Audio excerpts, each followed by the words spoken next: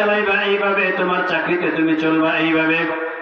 আল্লাহ রাব্বুল আলামিন পবিত্র কোরআনুল কারীম দান করে আল্লাহ রাব্বুল আলামিন আম্বিয়া কেরামের মাধ্যমে, নবীর মাধ্যমে, নবী পাঠিয়ে আমাদেরকে সেই সাহাবায়ে কেরাম ছিলেন তাদেরকে এরকম দেখা দিয়ে গেছেন।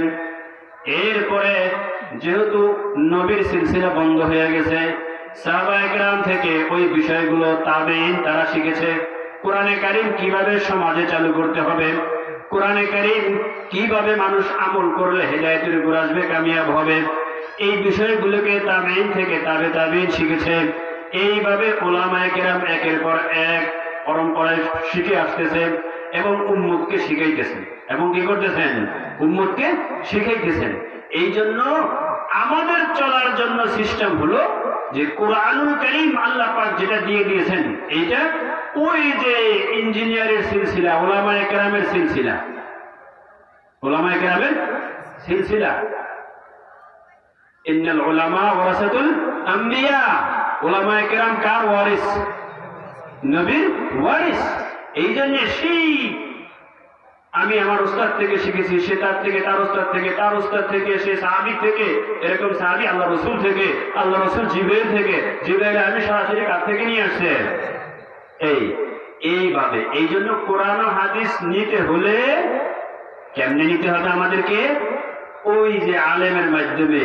যেমন ওই কোম্পানি যদি মেশিন ফিট করতে চায়, তাহলে ওই ইঞ্জিনিয়ার, যে ইঞ্জিনিয়ার ওই চায়নার কোম্পানির ইঞ্জিনিয়ার থেকে শিখে রাখছে, তার মাধ্যমে সেট করাইতে হবে, তার মাধ্যমে ঠিক করাইতে হবে। ঠিক আমরা যদি কোনো দ্বীনি কাজ করতে চাই, আখিরাতের কোনো কিছু করতে চাই, তাহলে ওই কোরআন মোতাবেক যদি করতে চাই, তাহলে কোরআন যাদের কাছে আছে তাদের থেকে ওটা আমাদেরকে নিতে হবে। যদি ওই কোরআন বুঝনেওয়ালা না থাকে, তাহলে ওই কোরআন থেকে যদি সমাজকে কিছু না দিতে পারে, তাহলে সমাজ যদি কোরআন ছাড়া চলতে থাকে, ওই যে আমি বলেছিলাম যে যদি ইঞ্জিন গুলাকে ফিট করা হয় ইঞ্জিনিয়ার ছাড়া, ওটার যে দশা হবে, যেই সমাজে, যেই এলাকায়, যেই মানব জাতির মধ্যে আলেম থাকবে না, আলেম ছাড়া যদি তারা কোরআনের উপর চলতে চায়, তাদের ওই দশাই হবে।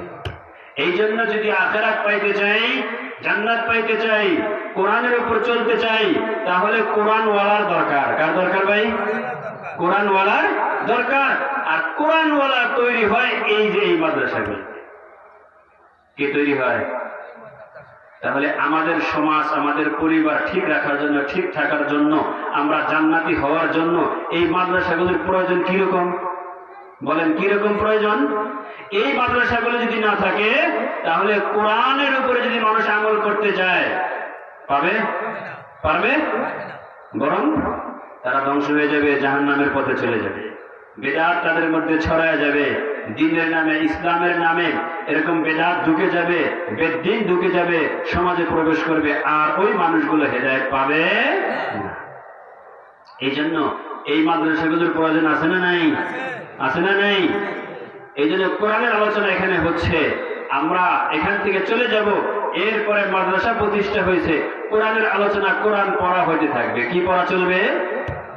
কোরআন পড়া চলবে। ওয়াল্লাযী বা'আসা ফিল উম্মিয়্যিনা রাসূলাম মিনহুম ইয়াতলু আলাইহিম আয়াতিহি ওয়া ইউযাক্কিহিম। আল্লাহ রাব্বুল আলামিন আম্বিয়া কেরামকে যে দুনিয়াতে পাঠিয়েছেন, তাদের কি দায়িত্ব, এই দায়িত্বগুলো দিয়ে পাঠিয়েছেন। ওই যে বললাম না, আমাদের কামিয়াবির জন্য, মানুষের সফলতার জন্য, হেদায়েতের জন্য আল্লাহ পাক কাদেরকে পাঠিয়েছেন? আম্বিয়া কেরামকে। কি দায়িত্ব দিয়ে পাঠিয়েছেন? কোরআনের কয়েক জায়গায় বলা হয়েছে, 4টা দায়িত্বের কথা বলা হয়েছে। কয়টা দায়িত্ব? এর প্রধান এবং প্রথম দায়িত্ব ইয়াতলু আলাইহিম আয়াতি। কি করবে? যে তারা আল্লাহ পাকের যে আয়াত কোরআনে কারীম আছে, এটা তেলাওয়াত করবে। কিসের? কোরআনে কারীমের কি করবে? তেলাওয়াত করবে।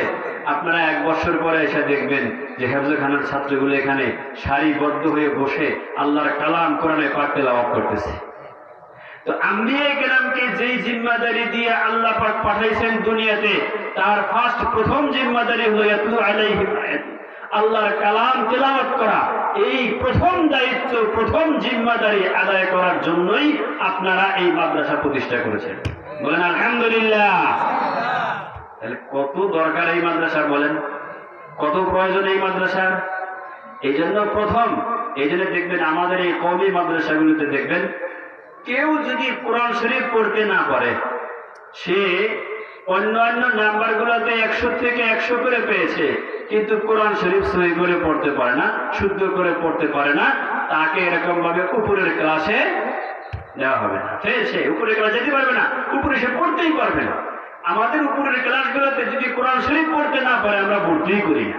আমাদের কওমি মাদ্রাসা এটা বৈশিষ্ট্য, কোরআন শরীফ না পড়তে পারলে তাকে মাদ্রাসাগুলোতে এলাই করা হয় না, ভর্তিই করা হয় না তাকে। কেন? ওই যে যেই দায়িত্ব দিয়ে মানব জাতিকে হেদায়েতের রাস্তায় নেওয়ার জন্য আম্বিয়া কেরামকে পাঠিয়েছেন, তার মধ্যে প্রথম দায়িত্ব কি ছিল বলেন?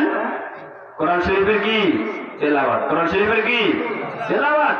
এই কোরআন শরীফের তেলাওয়াতের জন্যই আপনাদের এখানে এই কওমি মাদ্রাসা প্রতিষ্ঠা হয়েছে। আপনারা খুশি না বেজার? খুশি না বেজার? খুশি। যদি খুশি হয়ে থাকেন, যারা এই মাদ্রাসা প্রতিষ্ঠা হওয়ার কারণে খুশি, আল্লাহর নবী এরকম বলে দিয়ে গেছেন যে তারা ঈমানদার। তারা কি ঈমানদার? আমরা যারা এই মাদ্রাসা প্রতিষ্ঠার কারণে খুশি, আমরা ঈমানদার। আল্লাহর নবীর ঘোষণা, ইযা সাররাকা হাসানাতুকা ওয়া সাআতুকা সাইয়্যাতুকা ফাআনতা মুমিন। আল্লাহর হাবিব সাল্লাল্লাহু আলাইহি সাল্লাম বলেন, ও আমার উম্মত, যখন তুমি কোনো নেক কাজ করতে পারো, তোমার আশেপাশে কোনো নেক কাজ হয়, তুমি নেক কাজে অংশগ্রহণ করো।